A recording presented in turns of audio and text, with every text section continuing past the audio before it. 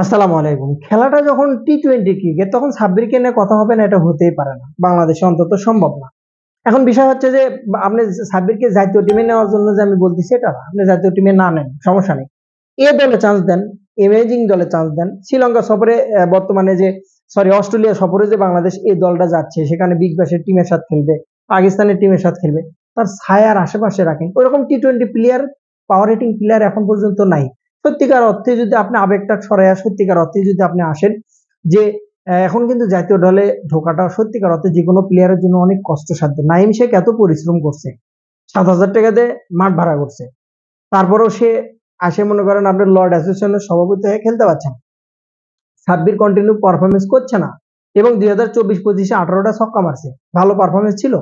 তা বিসিবির উচিত ছিল তার দিকে একটু কেয়ার করা, নজর নজর রাখা উচিত ছিল যে প্লেয়ারটাকে আমাকে লাগবে ভবিষ্যতে, বা ফিনিশিং রোল বা মিডল অর্ডার যে কোনো হোক না কেন সাব্বিরকে লাগতে পারে আমাদের টি-টোয়েন্টির জন্য, অন্য কোনো ফরম্যাট না।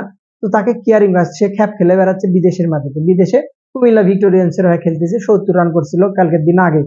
তো তাকে আপনি তো নজরদারিতে রাখতে হবে। তো আপনি যদি নজরদারি না থাকে, কেয়ারিং যদি না থাকে, প্লেয়ার কখনোই বের হয়ে আসবে না। জাতীয় টিম না হোক, অন্তত ইমেজিং দলে তাকে চান্স দেন। সালাম।